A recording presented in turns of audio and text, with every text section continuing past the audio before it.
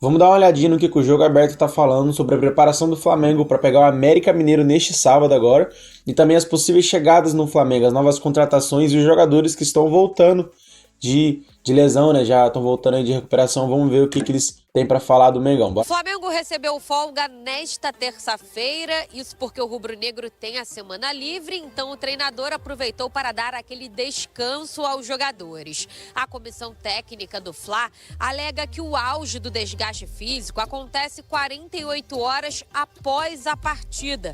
Por isso, a equipe se reapresenta amanhã para iniciar a preparação para o duelo contra o América Mineiro pelo Brasileirão, que está marcado sábado no Maracanã. Mesmo sem vencer a 2 rodadas, o Fla está na segunda posição do Brasileirão, com 27 pontos. A 12 do líder Botafogo está tentando aí diminuir essa distância. Para o duelo com o Coelho, Sampaoli trabalha para contar com os atacantes Pedro e Bruno Henrique e o zagueiro Fabrício Bruno. O trio estava no departamento médico e deve voltar a treinar com o grupo nesta quarta-feira. Por outro lado, o volante Eric Pulgar segue fora. Está tratando de uma lesão muscular. A novidade é que a CBF divulgou uma análise do chefe de arbitragem, Wilson Seneme, em relação aos lances polêmicos do clássico Fla-Flu e considerou que o árbitro Sávio Pereira Sampaio, com o auxílio do VAR, acertou em todas as decisões que tomou, como os 2 gols anulados e o cartão vermelho para Luiz Araújo. Houveram muitas situações, né, de área penal. Isso. Na nossa visão, todas bem resolvidas, ou pelo campo ou pelo VAR. O lance de Felipe Melo em cima de Arrascaeta, que gerou debate sobre um possível pênalti, também foi assunto. Em velocidade normal, observando essa ocupação de espaço, quem ocupou espaço, quem estava na trajetória da bola, você consegue identificar quem propôs ou não o contato para ser faltoso ou não, com impacto ou não.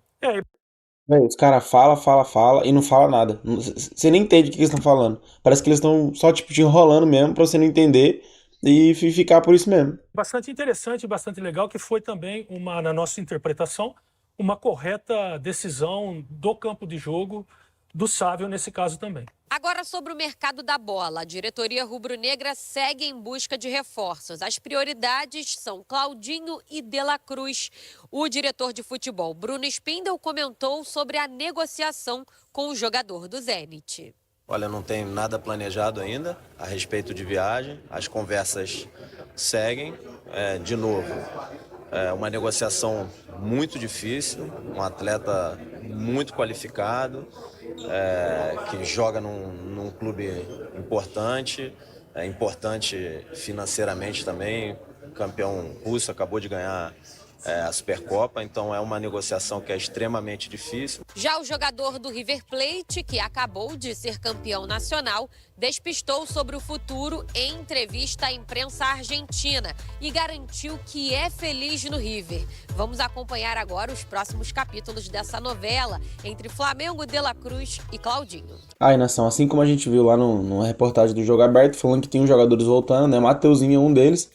E olha esse tweet aqui. Mateuzinho pode ser relacionado para o jogo contra o América Mineiro. O lateral tem características ofensivas que o Sampaoli gosta muito. E o Mateuzinho tava voando antes dele machucar, né, cara? A gente tem que lembrar que ele tava jogando muito. A notícia importante aí é sobre o Gustavo Scarpa. Olha só esse tweet. Gustavo Scarpa não deve ser aproveitado pelo Nottingham Forest na próxima temporada. Aguarda para ser emprestado e retorno para o Brasil é opção viável.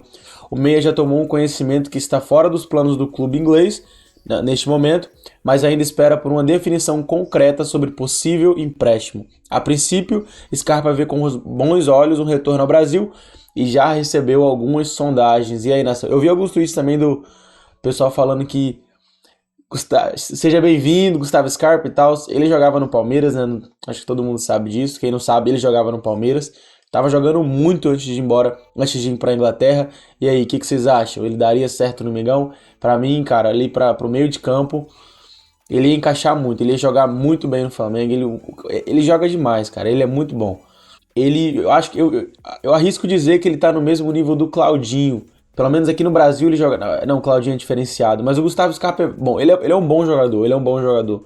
Não, Tanto que foi pra Inglaterra, né? Não saiu do Brasil à toa. Ele foi jogar fora porque o cara era diferenciado. Tava metendo uns golaços de fora da área antes de ir embora. Vamos olhar também aqui um trecho do Vene Casagrande falando sobre se chegou, né? Se chegou ou não chegou proposta do Bruno Henrique, se o Flamengo vai ou não vai renovar. Vamos ver o que o Vene apurou aí. Vamos ver o que ele tem pra nos dizer. Bora lá. Bruno Henrique, hoje saiu uma notícia aí, se eu não me engano foi o site UOL que publicou que o Bruno Henrique vem recebendo sondagens de vários clubes da Arábia. Eu fui apurar no Flamengo. A resposta é: até agora não chegou nenhuma proposta, ninguém é interessado em tirar o Bruno Henrique do Flamengo nessa janela de transferência. Por que é interessado em tirar nessa janela de transferência?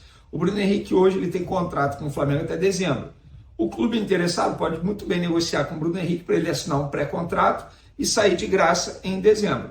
Só que vocês sabem que o desejo do Bruno Henrique é renovar com o Flamengo. O Bruno Henrique tem esse desejo. E o Flamengo, eu já expliquei isso aqui para vocês, só vai chamar Bruno Henrique e também Everton Ribeiro para tratar da renovação de contrato após o fechamento da janela, o que vai acontecer em agosto. Até lá, eu tenho certeza que a gente vai ler muita notícia sobre isso. É normal. Querendo ou não, foi uma opção do Flamengo em esperar o Bruno Henrique voltar da grave lesão no joelho para saber se ele ia produzir ou não. Foi uma opção do Flamengo. Mas a partir do momento que o Flamengo adota essa estratégia, dá margem para outros clubes sondarem a situação do Bruno Henrique. Eu acho normal. A gente está falando de um jogador consagrado com a camisa do Flamengo, tratado como ídolo, destaque, na minha opinião, dessa geração.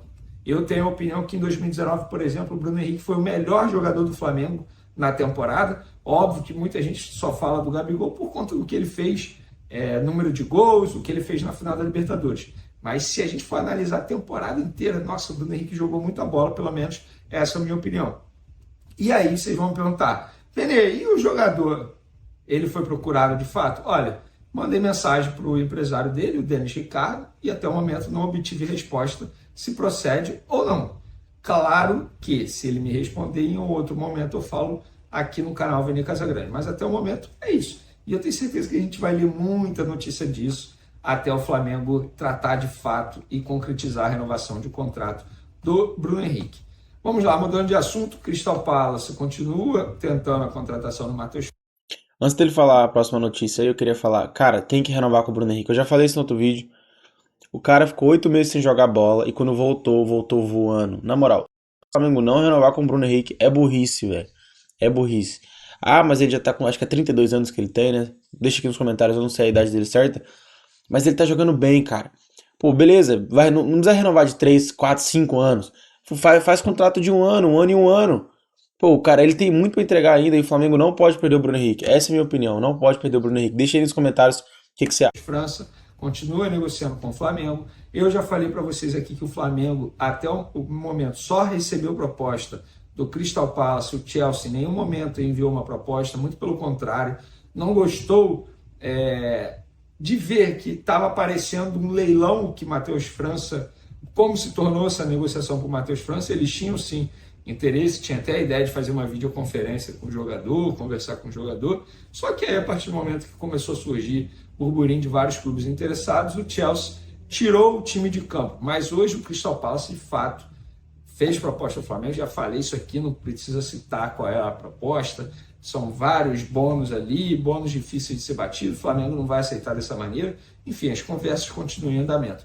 Em contrapartida, o Flamengo, que pode vender o Matheus França, pode também contratar o Claudinho. As conversas continuam em andamento. O Flamengo está trabalhando, já fez proposta oficial. O Zenit recusou a primeira proposta do Flamengo de 15 milhões de euros, o que já era esperado. Mas o Flamengo continua tentando e continuará tentando até o fim dessa janela de transferência. Já até disse para vocês que existe a possibilidade de dirigentes do Flamengo viajarem para a Rússia para conversarem pessoalmente com o clube russo.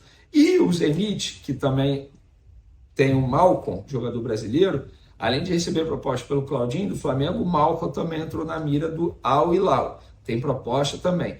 E o Zenit, sabendo que pode perder esses dois jogadores, ou até mesmo um desses dois jogadores, o que fez? Entrou em contato com os representantes do David Neres, brasileiro, que está no Benfica atualmente. Jogador, vocês vão se recordar, começou no São Paulo, passou pelo Ajax, pelo Shakhtar Donetsk e hoje está no Benfica. Só que para tirar o David Neres hoje do Benfica, por menos de 30 milhões, esquece. De euros, no caso. Esquece. Ou seja, são valores muito mais altos aqueles que o Flamengo apresenta, por exemplo, pelo Claudinho. Mas vamos ver por quanto eles podem vender o Malcom, Al e Lau. Só para vocês entenderem, por que eu estou falando isso? Para vocês entenderem como é que funciona o mercado. O Zenit já se prepara para uma possível perda de um grande jogador. Já tá aceitando já que vai perder o cara. E tem que aceitar mesmo, é nosso. É domingo. Assim, não vou cravar não, senão os caras vai chamar o saco. Velho, é uma baita contratação. Se o Claudinho vier pro Flamengo, na moral, é uma baita contratação. Eu vou falar um negócio pra você. Vamos dizer que dá uma reviravolta aí, Deus me livre. Vai pro Palmeiras. Não, cara, isso vai dar uma merda, mas eu acho que o Flamengo tem que tentar, velho. Gasta um pouquinho a mais e traz o Claudinho, porque não tem. Pro Arrascaeta ali a gente não tem substituto. Chegou aí os caras aí, mas você vê que o Flamengo no meio, velho, não tem. Beleza, tem a base, tem o Matheus França voando, mas vai vazar, né? Possivelmente vai embora. Matheus Gonçalves, que não é muito utilizado, mas enfim, eu acho que o Claudinho seria uma boa pro Mengão. Eu acho que o Flamengo deveria insistir nele. E é isso faz parte. É a economia girando. Futebol é assim, faz parte. Mas vocês vão me perguntar, Vene, tá próximo, Claudinho? Eu não tenho essa informação, mas pode chegar amanhã, dia 19 de julho, e ficar próximo. E é dinâmico de fato, a negociação é dinâmica. E em relação ao De La Cruz, continua a mesma história. O Flamengo tem interesse sim, mas não vai fazer o pagamento de 16 milhões de dólares à vista, que é o valor da multa rescisória do De La Cruz. Por hora é isso, nação. Assim que for saindo mais notícias do Flamengo, eu vou trazendo aqui pra vocês. Então vamos relembrar o que foi abordado nesse vídeo. Bruno Henrique precisa renovar com o Flamengo, na minha opinião, precisa renovar com o Flamengo. Matheus França pode estar de saída do Flamengo. Bruno Spindel, né, comentando sobre a negociação com o Claudinho. E a reportagem do Jogo Aberto lá falando sobre os jogadores que estão voltando, verdade? Mateuzinho, Fabrício Bruno.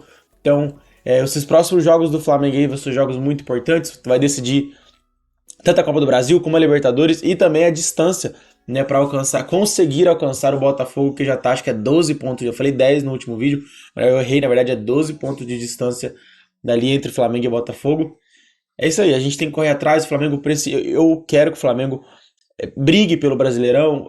Copa é importante, mas eu acho que o Brasileirão, se você perguntar daqui a 5 anos quem ganhou a Copa do Brasil, talvez não lembre, mas se você perguntar quem ganhou o Brasileirão, provavelmente vão lembrar. Então tem uma relevância maior o Brasileirão do que a Copa do Brasil. Deixe aí nos comentários a sua opinião, eu vou estar lendo e interagindo com vocês no comentário. Se você é novo no canal, já se inscreve, deixe seu like, envie esse vídeo para mais amigos seus, ative o sininho da notificação, assim você vai receber um vídeo nosso sempre que nós soltarmos aqui no canal, beleza? Te vejo no próximo vídeo.